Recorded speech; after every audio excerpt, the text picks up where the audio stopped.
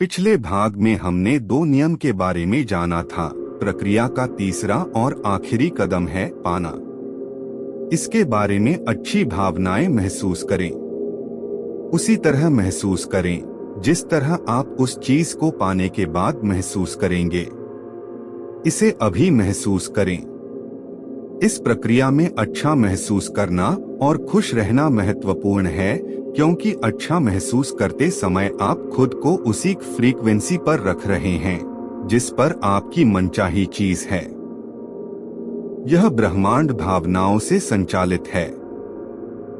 अगर आप सिर्फ बौद्धिक दृष्टि से किसी चीज में यकीन करते हैं, लेकिन आपके मन में उसके अनुरूप भावना नहीं है, तो हो सकता है कि आपके आग्रह में इतनी शक्ति न हो कि आप अपनी मनचाही चीज को अपने जीवन में साकार कर सकें। आपको इसे महसूस करना होता है। एक बार मांगें, फिर यकीन करें कि आप उसे पा चुके हैं, और फिर अच्छा महसूस करके उसे पालें। जब आप अच्छा महसूस करते हैं, तो आप पाने की फ्रीक्वेंसी पर हैं। आप सारी अच्छी चीजों को अपनी ओर लाने की फ्रीक्वेंसी पर हैं और आपको मांगी हुई चीज मिल जाएगी। जाहिर है, आप सिर्फ वही चीज मांगेंगे जिसके मिलने पर आपको अच्छा महसूस हो, है ना? इसलिए अगर आप खुद को अच्छा महसूस करने की फ्रीक्वेंसी पर ले आते हैं, तो आप उसे पालेंगे। खुद को उस फ्रीक्वेंसी तक पहुंचाने का एक तेज तरीका यह कहना है, मैं इसे अभी पा रहा हूँ। मुझे अपने जीवन में तमाम अच्छी चीजें इसी समय मिल रही हैं। मैं यहाँ अपनी इच्छा भर लें इसी समय पा रहा हूँ, और मिलने की भावना को सचमुच महसूस करें। इस तरह महसूस करें जैसे आपने उस चीज को वाकई पा लिया हो। मेरी एक प्रिय मित्र मार्सी में जबरदस्त कल्पनाशीलता है। वह हर चीज महसूस करती है। वह महसूस करती है कि मनचाही और मांगी हुई चीज मिलने पर उसे कैसा महसूस होगा। वह हर चीज को सचमुच महसूस करती है। वह इस मामले में नहीं उलझती है कि वह चीज उसे कैसे, कब या कहाँ मिलेगी। वह तो बस उसे महसूस करती है और फिर वह चीज प्रकट हो जाती है। तो इसी समय अच्छा महसूस करें। जब आप किसी कल्पना को हकीकत में बदल लेते हैं, तो आप ज्यादा बड़ी कल्पनाएं करने की स्थिति में आ जाते हैं, और यही रचनात्मक प्रक्रिया है।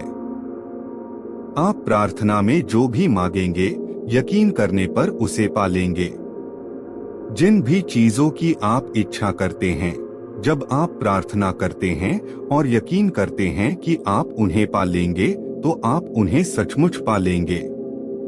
आकर्षण का नियम, इसका अध्ययन और अभ्यास बस यह अनुमान लगाना है कि इसी समय अपनी मनचाही चीज पाने की भावनाएं उत्पन्न करने का सबसे अच्छा तरीका कौन सा है। अपनी मनचाही कार में टेस्ट ड्राइव पर जाएं। अपने मनचाहे मकान की शॉपिंग पर जाएं। अपने मनचाहे मकान के भीतर जाएं। इसी समय मनचाही चीज का मालिक बनने की भावनाएं उत्पन्न करने के लिए आपको जो भी करना पड़े, करें, और अपनी भावनाओं को याद रखें। इतना सब करने से आपको अपनी मनचाही चीज सचमुच पाने में मदद मिलेगी। जब आप ऐसा महसूस करते हैं जैसे मनचाही चीज आपको मिल चुकी है, और यह भावना इतनी सच्ची होती है जैसे वह आपके पास मौजूद है, तो इसका मतलब यह है कि आपको यकीन हो गया है कि आप उसे पा चुके हैं, और फिर आप उसे पा लेंगे।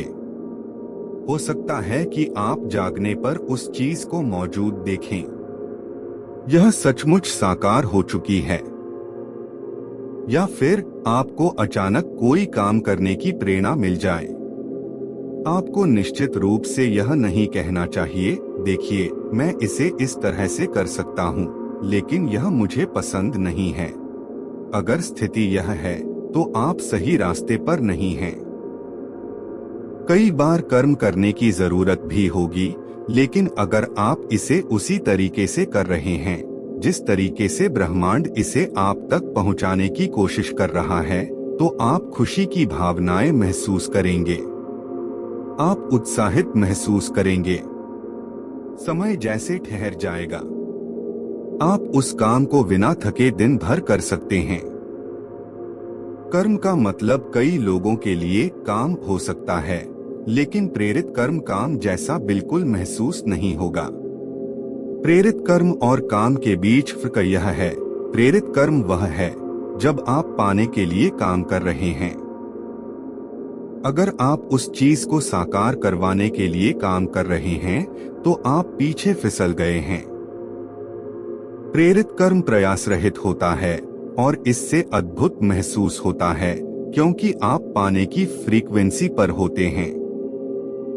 कल्पना करें कि जिंदगी तेजी से बहती नदी है। किसी चीज को साकार करवाने के लिए काम करते समय ऐसा महसूस होगा जैसे आप नदी के बहाव के खिलाफ तैर रहे हैं। यह मुश्किल होगा और संघर्ष जैसा लगेगा। दूसरी तरफ ब्रह्मांड से पाने के लिए कर्म करते समय आपको ऐसा महसूस होगा जैसे आप नदी के बहाव के साथ बह रहे हैं। यह प्रयास रहित महसूस होगा। यह प्रेरित कर्म है और ब्रह्मांड तथा जिंदगी के बहाव के साथ तैरने की भावना है। कई बार तो किसी चीज को पाने तक आपको पता भी नहीं चलेगा कि आपने कर्म किया था, क्योंकि कर्म करते समय आपको बहुत अच्छा महसूस हो रहा था।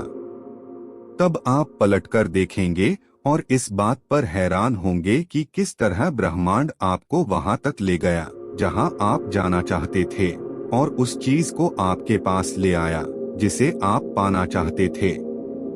ब्रह्मांड तीव्र गति को पसंद करता है। विलंब न करें, दोबारा न सोचें, शंका न करें। जब अवसर मौजूद हो, जब आवेग मौजूद हो, जब अंदर से सहज बोध की प्रेरणा का इशारा हो, तो तत्काल कर्म कर दें। यह आपका काम है और आपको बस इतना ही करना है। अपनी सहज भावनाओं, इंस्टिंक्ट्स पर भरोसा करें। यह ब्रह्मांड का इशारा है जो आपको प्रेरित कर रहा है। यह ब्रह्मांड का इशारा है जो पाने की फ्रीक्वेंसी पर आपके साथ संप्रेषण कर रहा है। अगर आपके मन में सहज भावना है तो उसका अनुसरण करें। आप पाएंगे कि ब्रह्मांड चुंबक की तरह आपको मांगी हुई चीज की ओर ले जा रहा है। आप अपनी जरूरत की हर चीज को आकर्षित कर लेंगे। अगर आपको पैसे की जरूरत है तो आप उसे आकर्षित करेंगे। अगर आपको दोस्तों की जरूरत है तो आप उन्हें आकर्षित करेंगे। अगर आपको किसी खास पुस्तक की जरूरत है तो आप उसे आकर्षित करेंगे।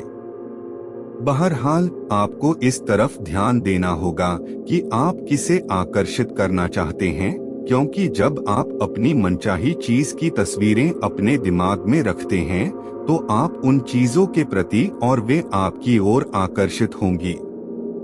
वे चीजें सचमुच आपके माध्यम से साकार हो जाती हैं और वास्तविकता में बदल जाती हैं। और ऐसा आकर्षण नियम के कारण होता है। याद रखें कि आप एक चुंबक हैं और हर चीज को अपनी ओर आकर्षित करते हैं। जब आप स्पष्टता से सोच लेते हैं कि आप क्या चाहते हैं, तो आप उन चीजों को अपनी ओर खींचने वाले चुंबक बन जाते हैं। आप जिन चीजों को चाहते हैं, वे आपकी ओर चुंबकीय आकर्षण से खींची चली आएंगी। आप जितना ज्यादा अभ्यास करेंगे और आकर्षण के नियम को अपनी ओर जितनी ज्यादा चीजें लाते देखेंगे, आप उतने ही ज्यादा बड़े चुंबक बन जाएंगे, क्योंकि आपने आस्था, विश्वास और ज्ञान की शक्ति का प्रयोग किया है। आप शून्य से शुरू कर सकते हैं, क्योंकि शून्य से बिना राह वाली जगह पर एक राह बना दी जाएगी।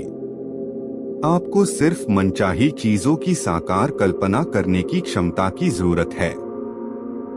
मानव जाति के इतिहास में आज तक जो भी चीज खोजी और बनाई गई है, वह एक विचार से शुरू हुई थी। उस एक विचार से एक राह बनी और वह चीज अदृश्य से दृश्य में प्रकट हो गई। इस तरह सोचें कि आप रात में कार चला रहे हैं। हेडलाइट्स की रोशनी सिर्फ 100 से 200 फुट आगे तक जाती है। आप कैलिफोर्निया से न्यूयॉर्क तक पूरे रास्ते अंधेरे में कार चला सकते हैं, क्योंकि आपको बस अगले 200 फुट तक ही देखना होता है। जिंदगी भी हमारे सामने इसी तरह प्रकट होती है। अगर हम बस इतना भरोसा कर सकें कि उसके बाद अगले 200 फुट प्रकट होंगे और उसके बाद अगले 200 फुट, तो इस तरह आपकी जिंदगी प्रकट होती रहेगी और यह अंततः आपको मनचाही चीज की दिशा में ले जाएगी, क्योंकि आप उसे सचमुच पाना चाहते हैं। ब्रह्मांड पर भरोसा रखें। भरोसा रखें, यकीन रखें, आस्था रखें। मुझे सचमुच जरा भी अंदाजा नहीं था कि मैं रहस्य के ज्ञान को फिल्म के पर्दे पर कैसे उतार पाऊंगी। मैंने बस भविष्य दृष्टि का परिणाम देखा। मैंने अपने मस्तिष्क में परिणाम को स्पष्टता से देखा। मैंने इसे पूरी शक्ति से महसूस किया और द सीक्रेट को बनाने में हमें जिस चीज की जरूरत थी, वह हर चीज हमारे पास आ गई। आस्था से पहला कदम उठाए। आपको पूरी सीढ़ी देखने की जरूरत नहीं है, बस पहला कदम उठा लें। रहस्य और आपका शरीर, इसके बारे में हम अगले भाग में चर्चा करेंगे। ऐसे ही हिंदी ऑडियो बुक सुनने के लिए आप चैनल को सब्सक्राइब कर ले। धन्यवाद।